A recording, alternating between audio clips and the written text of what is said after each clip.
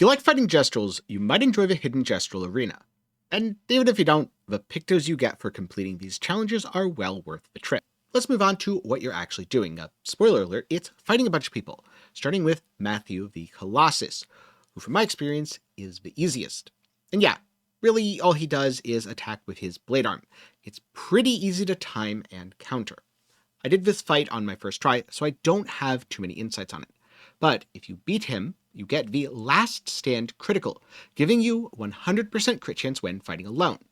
You know, like if you're doing for the rest of the arena, so I suggest you equip that now. Your second challenger is Bertrand Big Hands, who likes to mix it up a little bit. In general, Bertrand uses two attacks. One is a really long swing with a very slow windup, and it is very easy to either dodge or parry too early. What you need to look for is not Bertrand moving his body, winding up, attacking, but the fist actually heading towards your character. At least if you're going to try to parry it. If you just want to dodge it, just wait for the fist to start moving and you should be good. But again, the windup is long, so it might take you a couple attempts. Bertrand's other attack, on the other hand, is much faster. The main tell is on the faster attack, Bertrand crouches down. So if you see Bertrand swing, slow attack, crouch, fast attack. And after winning this fight, you get, a new Pictos, which applies rush to your character, giving you a speed boost, allowing you more turns in combat. Then you have Dominique, who is more or less a one-trick pony. Jump towards your character.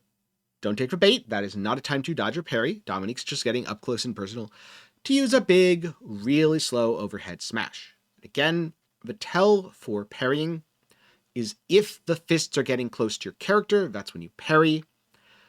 And for dodging, it's a little more generous, so as Dominique starts the downswing, that's when you can dodge.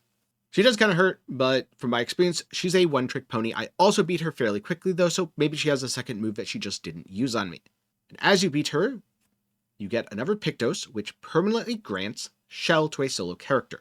Shell reduces your damage taken, which is really good if you don't have any teammates to heal you. And so far, I would say all of these fights are pretty easy, provided you are equipping the Pictos as you get them. By now, you should have 100% crit chance, permanent rush, permanent shell. Pretty good. And you're going to need it because Julian Tinyhead, the final fight, is by far the hardest. He has way more attacks, and his attacks are harder to deal with. Two of the easier ones are his single punch, where he winds up with his left hand, punches towards your character. Or his jump attack, where he jumps into the air, then slowly does a big old jump slam. From my experience, both of these are easy to counter. Then he has his spin attack, which is a little harder because you have to remember the attack part is, well, the punch, not the spin itself. So let him spin, then counter or dodge towards the end. Next up, you have the combo attacks. And these use both hands. So the two-hit combo, he swings, right, left, 1-2 punch. The 3-hit combo, he goes left, right, left, 1-2, 1-hit punch. With the third attack being a little bit harder to parry from my experience, so if you're not feeling comfortable, dodge the third one after parrying the first two, or just dodge all three.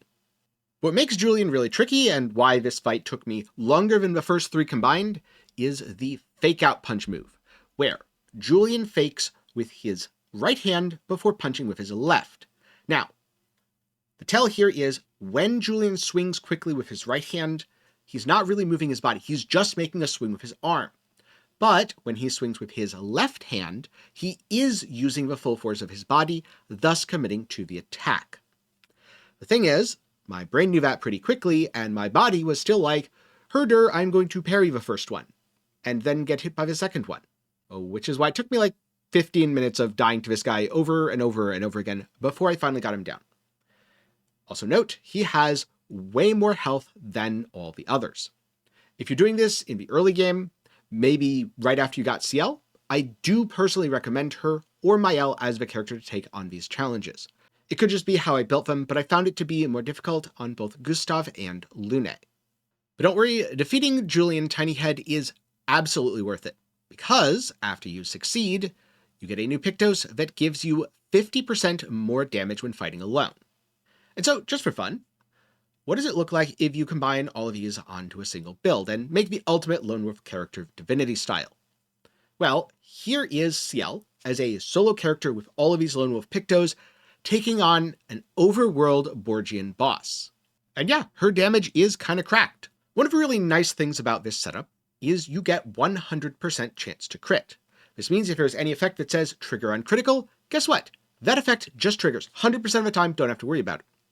Number 2, you would usually want the luck stat and also a bunch of Pictos with crit. Either this means you use a luck scaling weapon, which restricts the number of weapons and elements you can use, or you accept the fact that you're putting a bunch of stats into something that isn't directly scaling your weapon.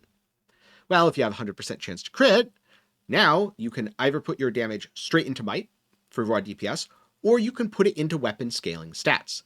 This opens up a lot of build potential. That said, I don't really think the Lone Wolf playstyle is how the game is intended to be played, and it could be that there are some fights that if you are doing this solo, it might not be viable.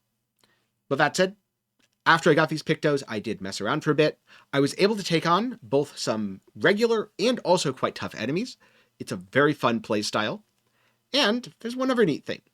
If your main party is wiped, your backup character, or the person who is not in your party, can come in and make a last stand. And guess what?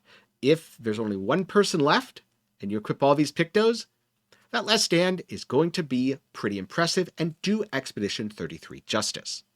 And so that's my experiences completing the Hidden Gestral Arena, along with some of my thoughts on how to use the Pictos afterwards. I found the first 3 fights to be pretty darn easy. Took me 1, maybe 2 attempts each, but oh man, Julian Tiny Head, I got hit by his fake out punch way too many times. And the worst part was, very early on, I saw that it was a fake out punch, but I kept hitting the button anyway, and parrying too early, and getting punched in the face. Which is also why I left that in the video, because I wanted you to share a little bit of my pain. But hey, eventually I got him down, and the Picto he gives is absolutely worth it. So with that said, if you want more Expedition 33 content, then do be sure to get subscribed, and hey, you made it to the end, you probably enjoyed the video, leave a like while you're down there. Also, if you're curious about other aspects of the game, comment down below. Let me know, maybe there's something you're struggling with, something you're curious about, or just something you've found that's really cool. And who knows, if you had a question, maybe you'll see it answered in my next video. With that said, for now, I'm going to get back to playing Expedition 33 because I am still really enjoying this game and exploring its world. So, thank you very much for watching to the end, and I'll see you in the next one.